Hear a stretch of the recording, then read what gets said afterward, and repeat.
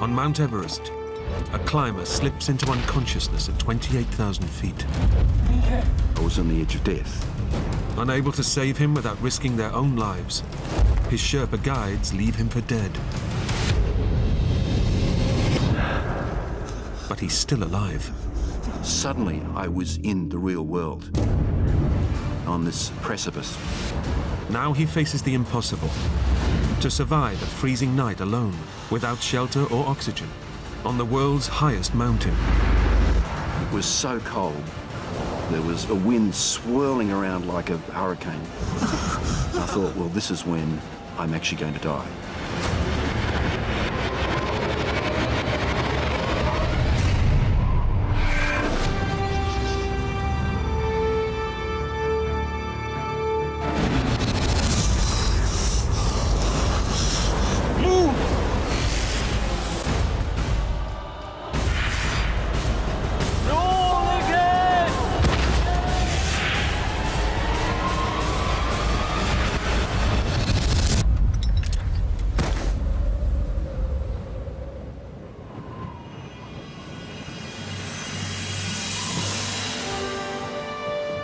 Mount Everest, the highest place on Earth. It's the holy grail for mountaineers and a lifelong obsession for Australian climber Lincoln Hall. My fascination with Everest began in the 1980s. I became so obsessed with climbing that I just kept going as far with it as I could. And that took me to Everest.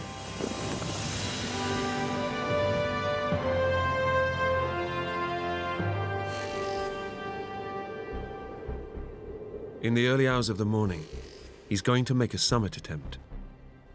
But it won't be his first. 22 years ago, Lincoln got to within 1,500 feet of the summit before conditions became too dangerous and he was forced to abort his climb. When I got down to the base camp, I was overwhelmed by disappointment. It was almost like a poison. I just couldn't let that happen again. But now, aged 50, and with a wife and family, Lincoln knows that this is his last chance.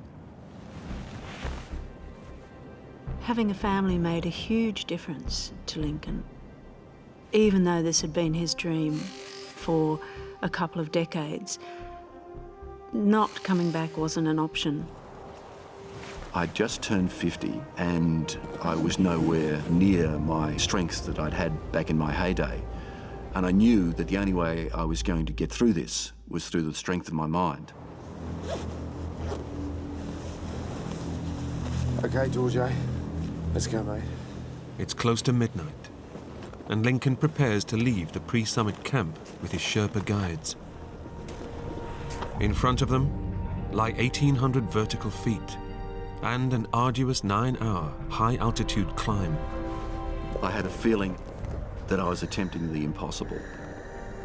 And Lincoln knows that this year alone, 10 climbers have died trying to reach the summit.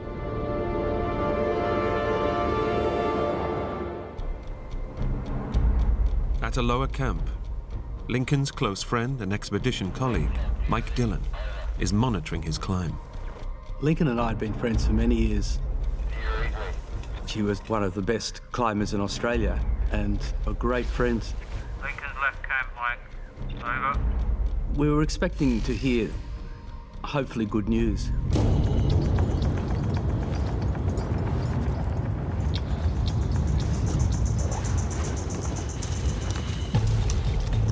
Lincoln is now climbing in what's known as the death zone, an altitude starved of oxygen, where every step is a test of endurance.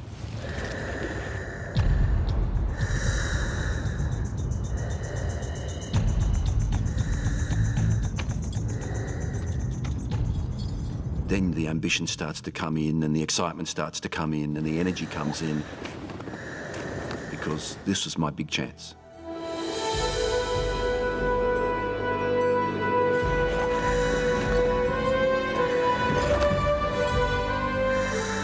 It was wonderful. There were stars everywhere and it just felt like you'd already left the planet.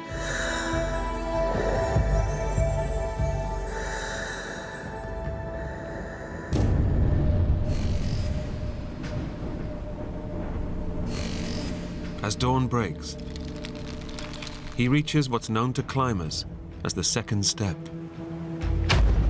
The biggest obstacle between Lincoln and his dream. It was just all that joy of the technical part of climbing combined with the world's greatest mountain.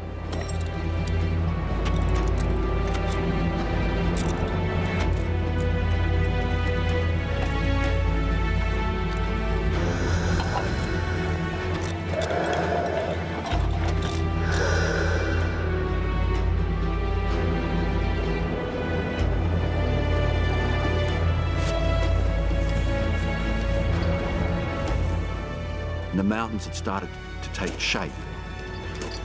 We could see the ghostly shape of the summit pyramid.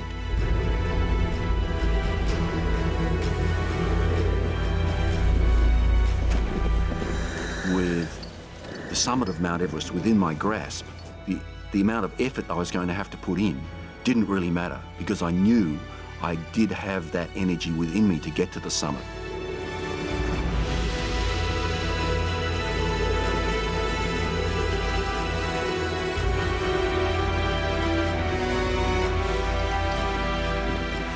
Those last steps were really difficult,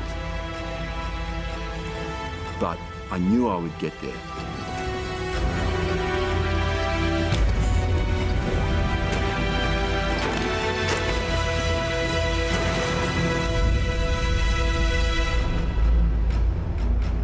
Lincoln has made it to the summit of Everest.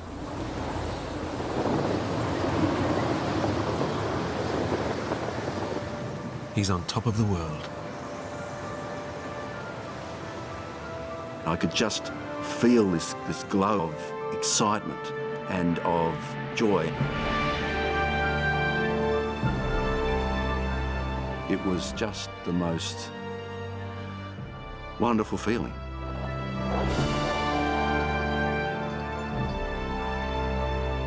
"25 years since I'd started thinking about Everest, and finally I was here.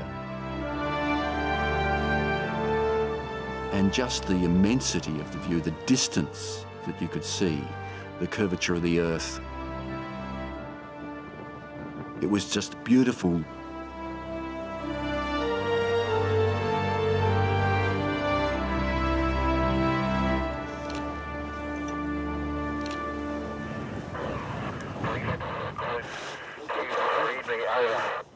I was just walking past the communication tent when I heard his voice. Lincoln, it's Mike, over. I can't believe we're here. It was fantastic because Lincoln deserved it more than anybody. Finally. He was perfectly calm. It sounded as though he was ringing from the office. Thanks, guys.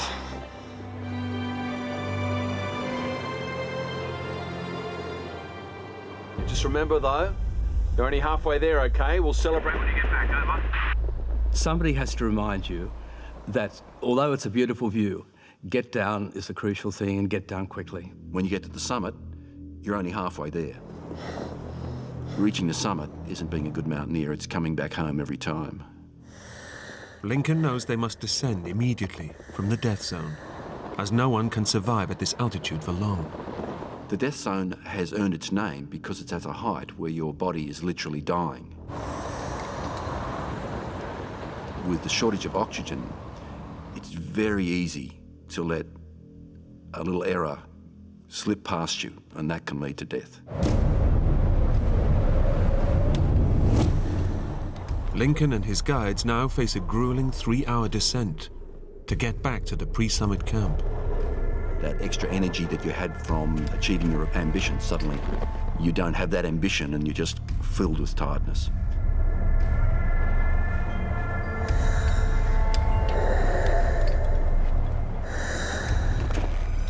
Suddenly, I just felt exhausted.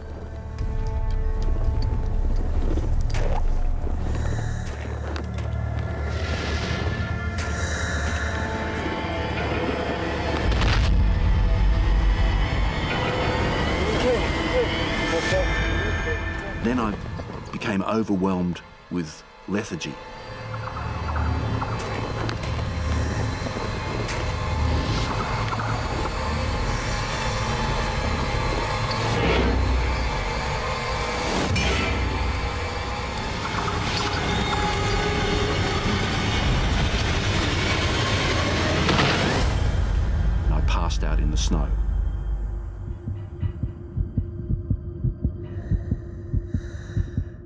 Suffering from a severe form of altitude sickness, oxygen starvation is causing blood vessels to leak fluid into Lincoln's brain. I couldn't live in this oxygen-starved environment for very long at all. If he doesn't get up and get down the mountain fast, he'll die.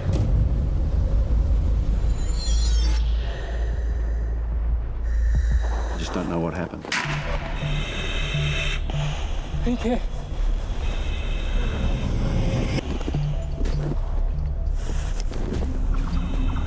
Third hit to base camp. You reach Dosha, this is Mike from base camp, over. Lincoln is down. He's barely breathing. At base camp, Lincoln's friend Mike Dillon knows this is desperate news. Lincoln is suffering from severe altitude sickness, or cerebral edema. We started to be very worried because when you get cerebral edema at that height, it's very unlikely that you'll live. Pressure is being put onto your brain. There's nowhere for that pressure to go, so it makes you go delirious and you die. Is he talking? Is he making any sense? Over. Negative. Cerebral edema can kill people instantly, but we knew that sometimes it can take a little while. Close to the summit of Mount Everest, it's impossible to bring Lincoln down. No one has the physical strength to carry anyone down from that height. Lincoln. Helicopters can rescue you from ships, from being lost in the bush. You can be rescued from the water, but you can't be rescued from the summit of Mount Everest. Over decades, more than 200 people have been left for dead near the summit of Everest.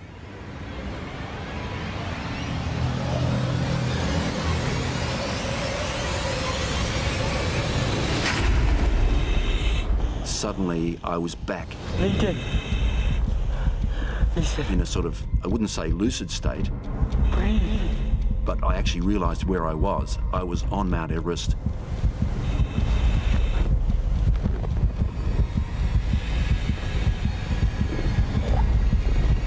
He's getting up now. He's getting up.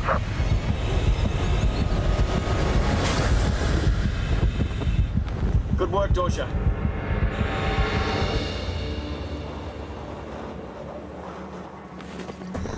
I was lucid enough to realize that I really had to get down as quickly as I could.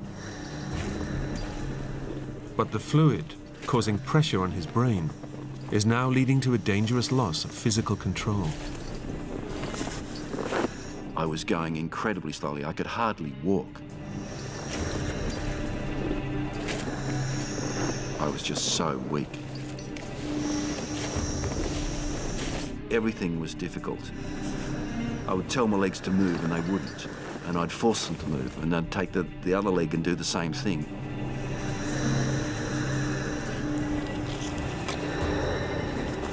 It was my mind that was driving me forward.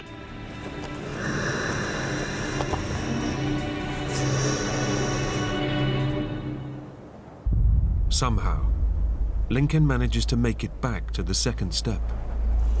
But this means rappelling down a sheer rock face at 28,000 feet above sea level. That's the dangerous place. It's a make or break it point, and often it's a place where people die. And Lincoln's mental state is getting worse. I was in a trance. I was just incredibly confused. Another Sherpa is at the second step. And I wondered what he was doing there. A climber that he was guiding to the summit has died just below them. Already confused, the news pushes Lincoln over the edge. It was such a shock that I fell to pieces.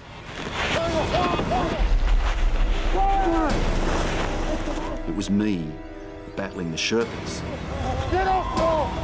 I was really on the very edge. It's an 11,000 foot drop. That's where I wanted to jump.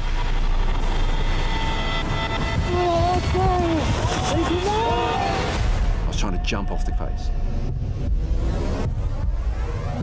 I had gone delirious.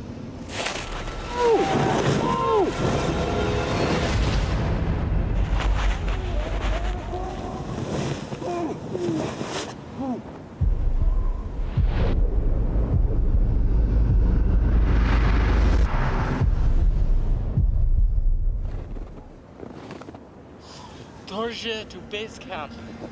Do you read me? Over. His guide radios Lincoln's close friend, Mike Dillon, at base camp for help. Put the radio to Lincoln's ear. I want to talk to him. Okay, Lincoln, mate, it's Mike. Can you hear me? It's Mike. We were his friends, we spoke his language. Even though his mind was obviously irrational, we thought that we might be able to help. Lincoln, you got to get up. Mike is Lincoln's only hope. The Sherpas can't carry him down. But staying with Lincoln at this altitude could kill them too. If Lincoln doesn't get up, he'll be left to die. Lincoln, Mike, hear me? Get up. Come on, mate, get up. Suddenly I could hear an English voice, You have to keep going, all right? but it was Michael Dillon begging me to come down. Lincoln, listen to me. Come on, Lincoln. Lincoln, you have to help the Sherpas. To help you. Get up, mate. Come on, get up. And that managed to get through to me, and suddenly We're coming down. I was back. He's getting up now. He's getting up.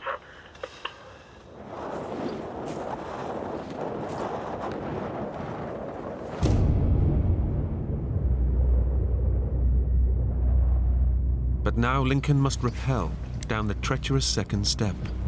And this time, he's on his own. And I needed to descend that using a rope, and there was a ladder. I started going down the rope. Lincoln!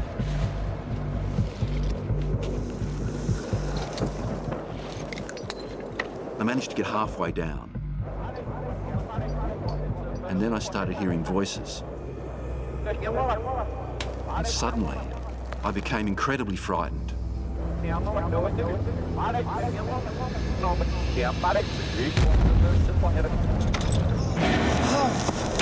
I just panicked.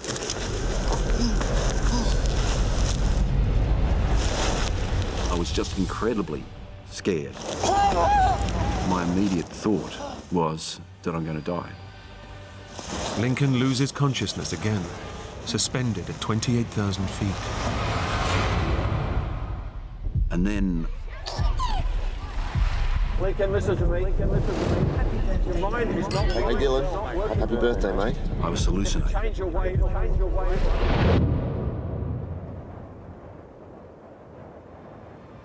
There was sort of a silence.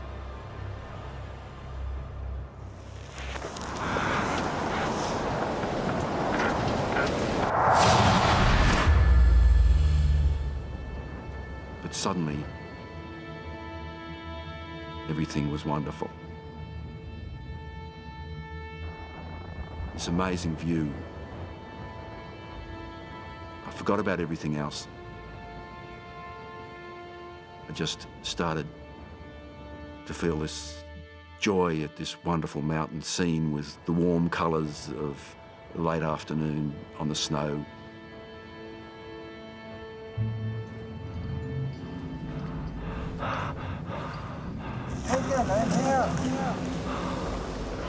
When I realised where I was, I'm here. We must go down.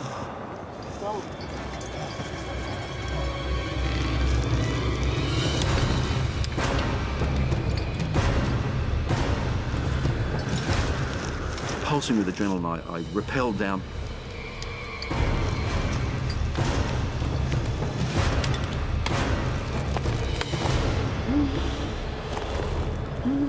Against the odds, Lincoln makes it down. And I just felt incredibly relieved.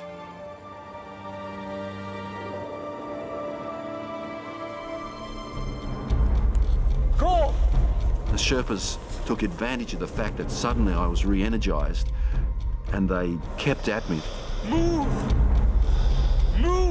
They just kept telling me to keep moving, keep moving, keep moving.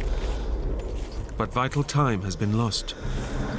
And at this altitude, every second counts. We knew that they'd run out of oxygen by now. We knew that meant all the effort of trying to get Lincoln to come down was exhausting everyone. It was probably the key factor that was going to kill Lincoln.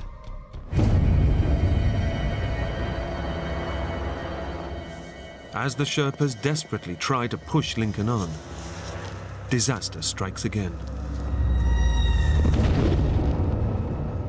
I collapsed in exhaustion. Watch out! I just had no energy. Watch out! And I was able to move no further. Lincoln.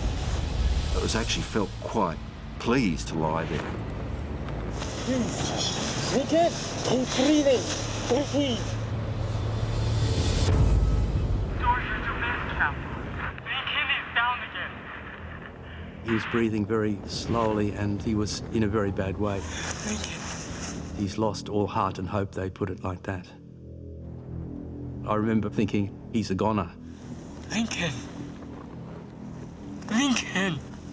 The Sherpas put their finger into Lincoln's eye and he didn't respond at all, so he was in a comatose state. We knew that Lincoln wouldn't live because if you've got cerebral edema, you've been without oxygen and you're that high on Everest, no one has survived. To be realistic, we have like zero chance of getting him down. If the Sherpas stay up there, they could all die. The Sherpas had put in superhuman efforts, but we had to realise that there was some point where someone would have to make the decision that to save their lives, we would have to tell them to leave Lincoln and head down themselves.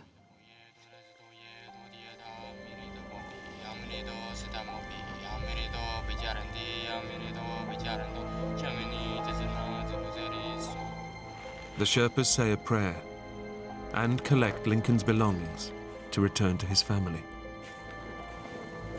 Lincoln Hall is left for dead.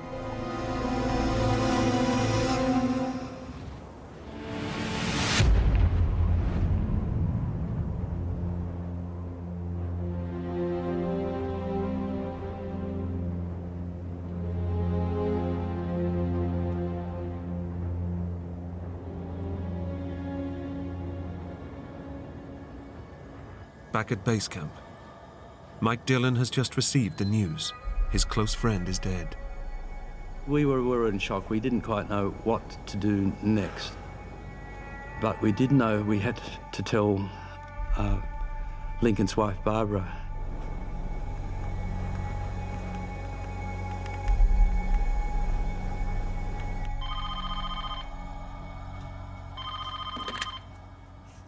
Hello? Hi, Barbara. It's Mike.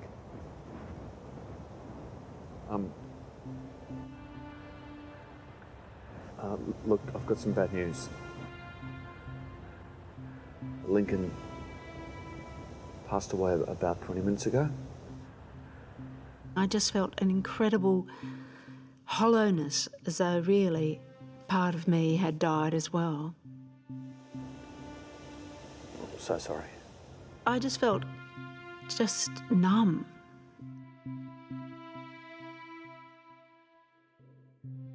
I just felt completely numb and hollow.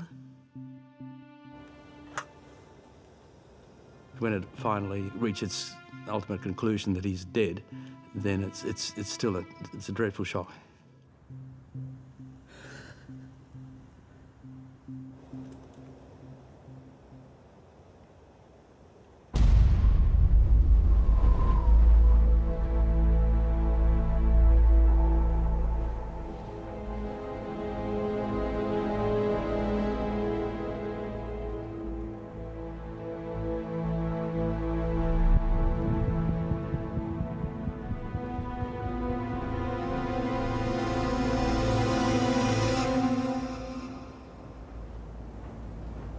"3 hours after being left to die,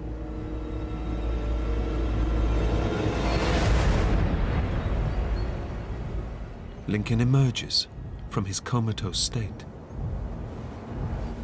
I felt completely disoriented. I was exhausted, dehydrated.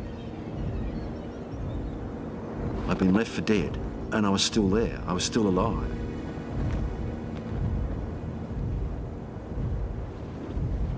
I very carefully looked for my pack, which had some really useful things like a warm thermos and a headlamp and some extra clothing.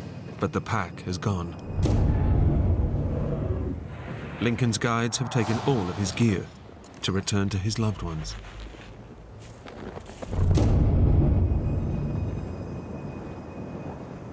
My immediate thought was that I'm going to die.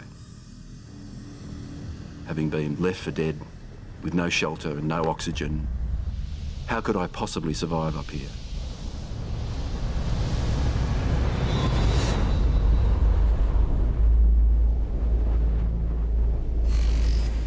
Night falls on Mount Everest. And Mike Dillon has no idea his best friend is still alive.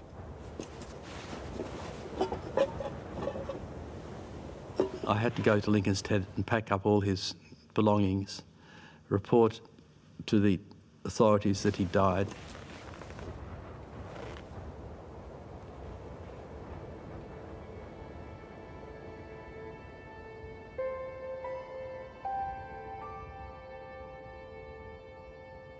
We hadn't really taken in Lincoln's death, really, to be honest.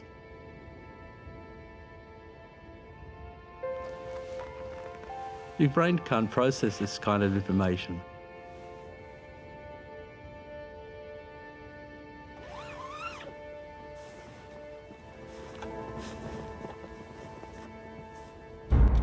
As the night wears on, the temperature plummets to minus 25 degrees.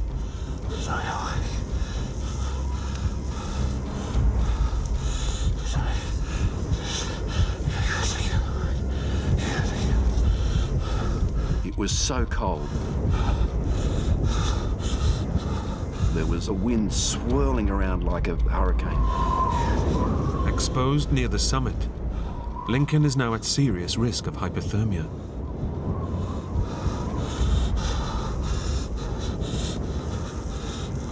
If he falls asleep, he will drift back into a coma and quickly freeze to death. Staying alive meant staying awake. I kept telling myself, just stay awake, just stay awake.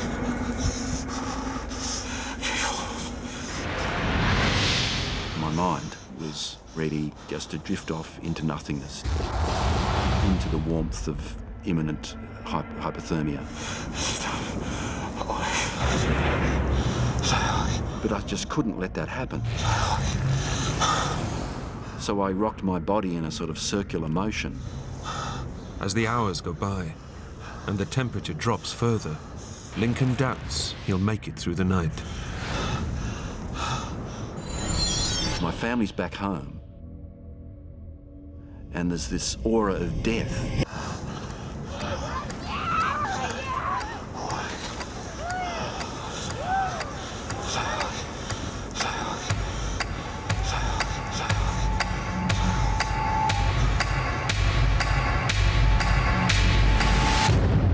As Lincoln barely clings to life, his grieving wife and sons are back in Australia.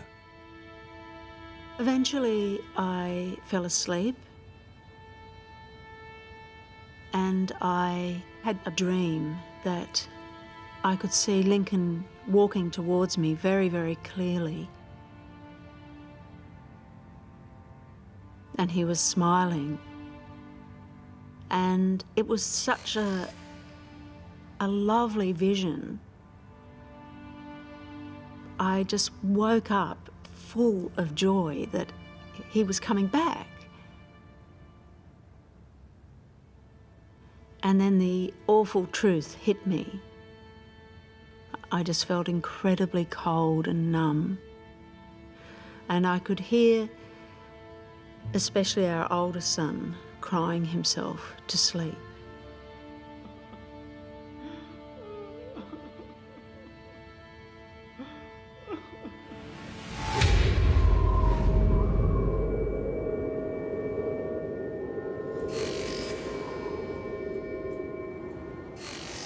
By the early hours, Lincoln is losing the battle to stay alive. I was so cold. I couldn't feel a thing. And then I realised, with horror, what I wasn't feeling.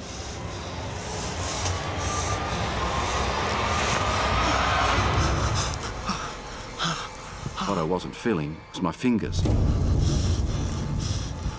And I recognised the wooden feeling of frostbitten fingers.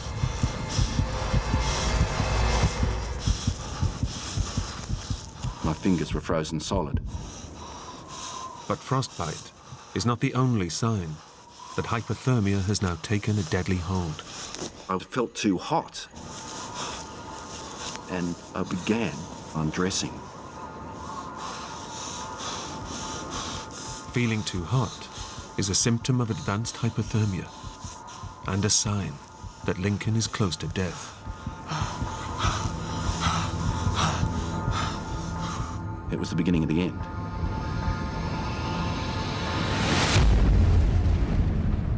At camp, The Lincoln Hall. Lincoln's friends paid tribute to him. Lincoln. Hundreds of people have died on Everest, but we thought it was never going to happen to Lincoln.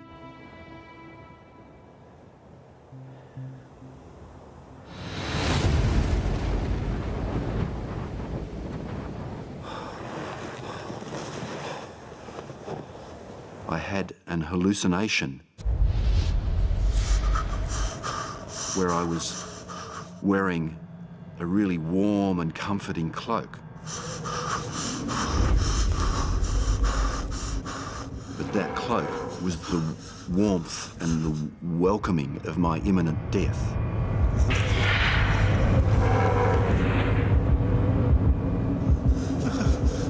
And I thought, well, this is when I'm actually going to die.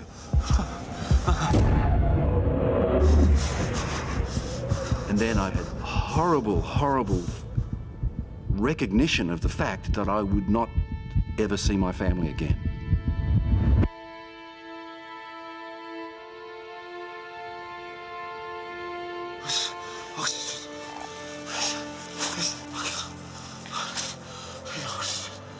I could not accept that.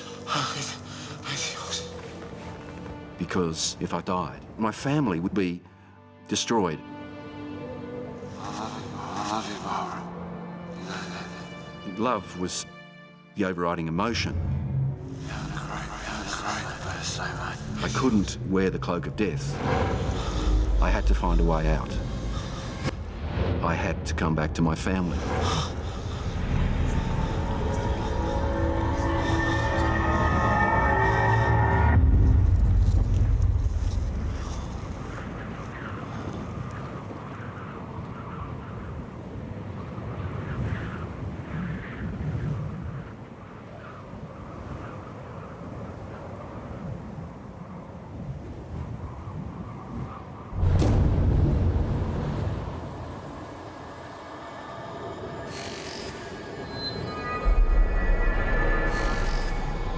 It's been 12 hours since Lincoln Hall's lifeless body was left to die.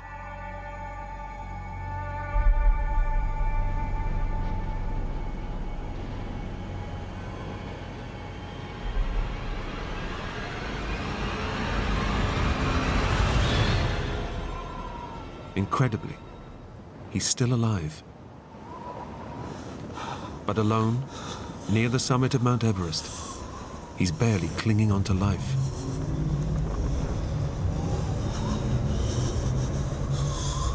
The earth was beneath my feet, and I thought, that can't be right. That can't possibly be right. This huge mountain can't be moving. Therefore, I must be on a boat.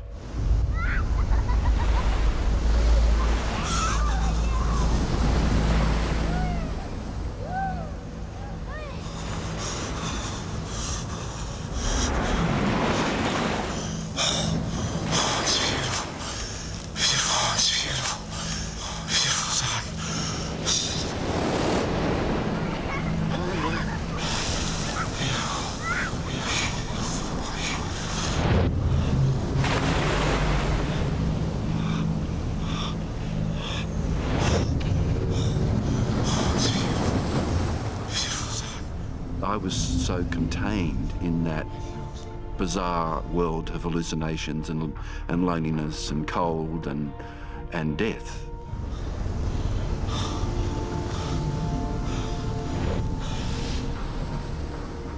I didn't know where I was.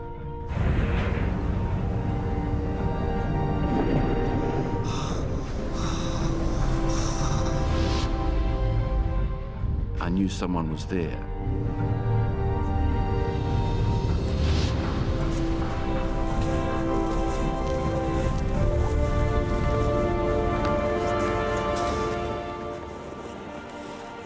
It was all very confusing because I'd been living in a very intense world of being alone and coping with that, and suddenly there were other people who'd come from somewhere. Leading one of the very last climbing parties of the season, Everest guide Dan Mazur has found Lincoln by chance. That was actually the last day that there was anyone else on the mountain. Those 4 final climbers would have been expecting to step over my dead body. You tell me, man.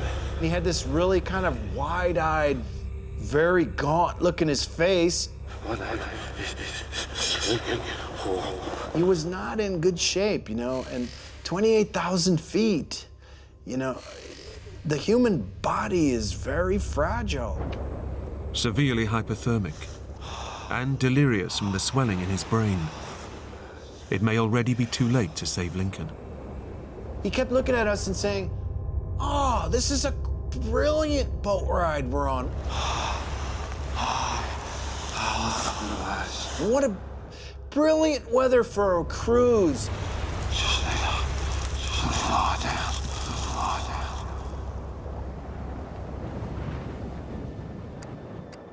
Dan recognizes the deadly symptoms of cerebral edema. He gives Lincoln oxygen to help alleviate the pressure from his brain, and chocolate to raise his blood sugar levels.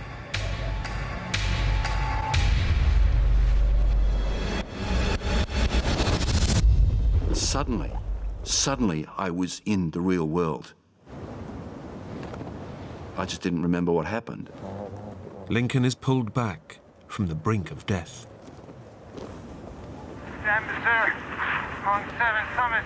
Team. Over. This is 7 Summits, Dan. Go ahead, over. We suddenly heard a guide's voice come on the radio. You have somebody called Lincoln Hall, your team. Lincoln died?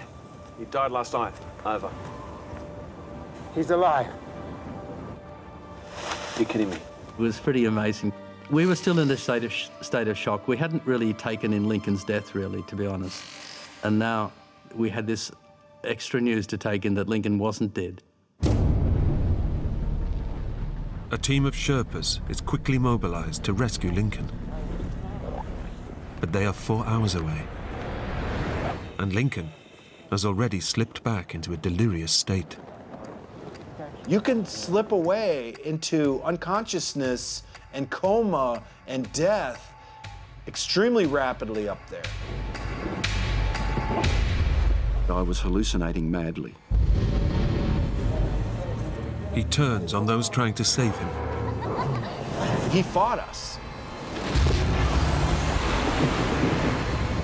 He took off his oxygen mask, he ripped it off. Here. I was trying to go back up the mountain. In fact, I was on the edge of death.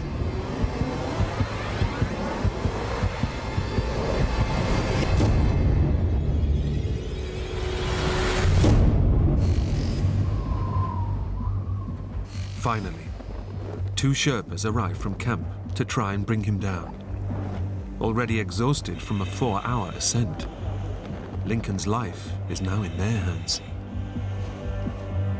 The Sherpas had no idea of how fragile I was.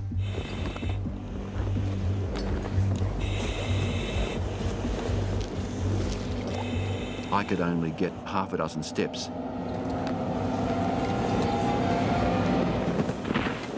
Before I had to collapse in the snow. The Sherpas must now get Lincoln down 7,000 feet.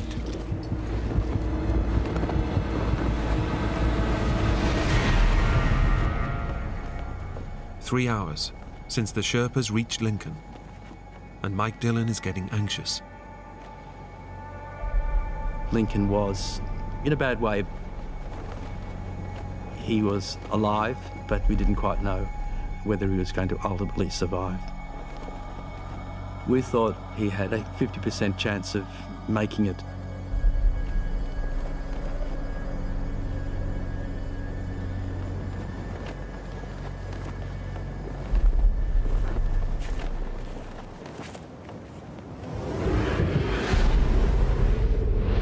And as another night falls, Lincoln's progress is painfully slow. The Sherpas know that their lives are now on the line. I was saying we have to go more slowly. Move! Go! And they were saying, no, you have to go fast. They push Lincoln hard.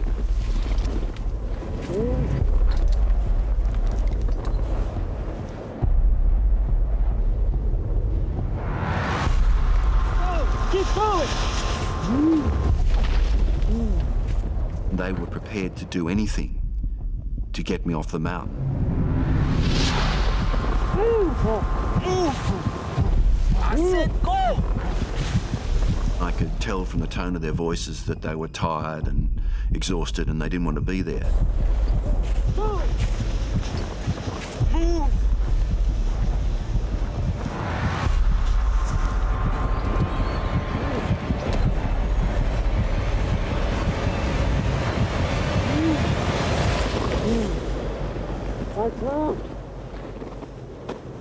Get up! One of them went to hit me with his ice axe.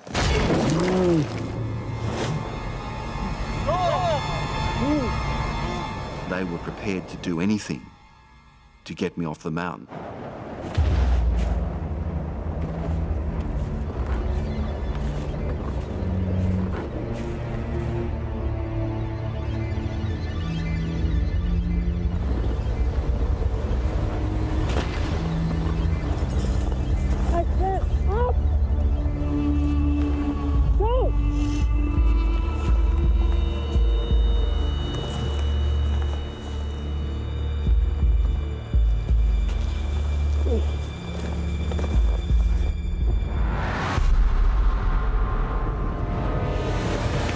Go! Keep going! 10 hours since the start of the rescue, Lincoln is losing his battle with hypothermia and cerebral edema.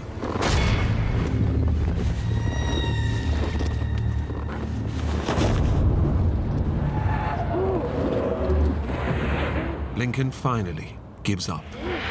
I was able to go no further.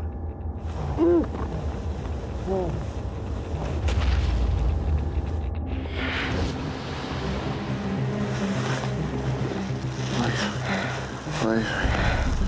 Just wait.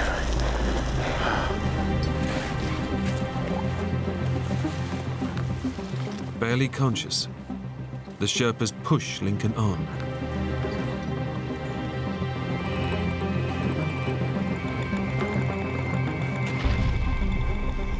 The only thing I could do was just to hold on to my commitment to find a way through this.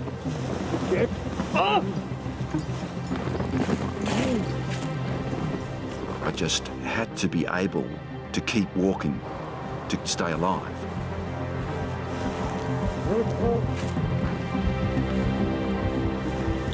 But I was going to do it. I was going to get back so I could get home.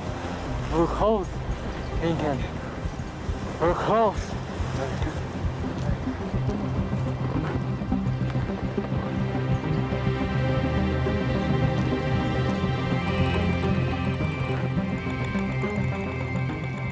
I came around a slight crest in the slope.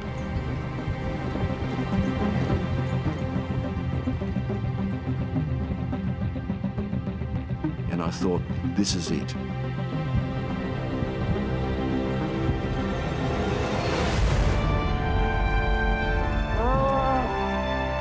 I'm going to survive.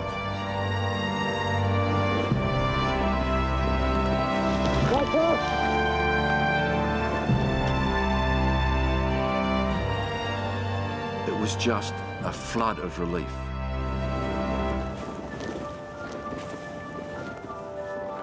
But I didn't have any energy left for jubilation.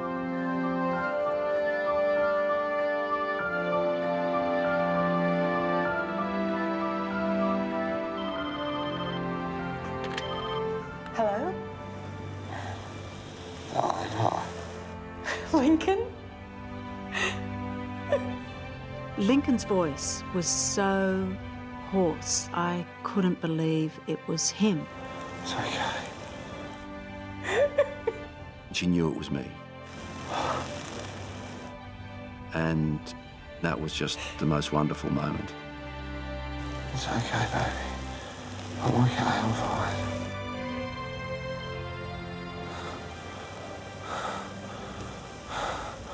I love you too. I came so close to destroying the family that I loved so much that I vowed that I would never let anything like this ever happen again. At great personal risk, the Sherpas saved Lincoln's life. I really wanted them to know that they'd saved my life and that I would be forever grateful.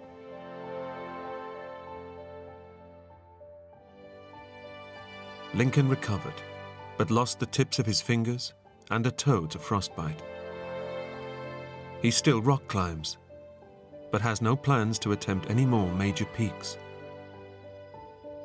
Doctors have yet to understand how he survived so long, with so little oxygen and without shelter, in Everest's death zone.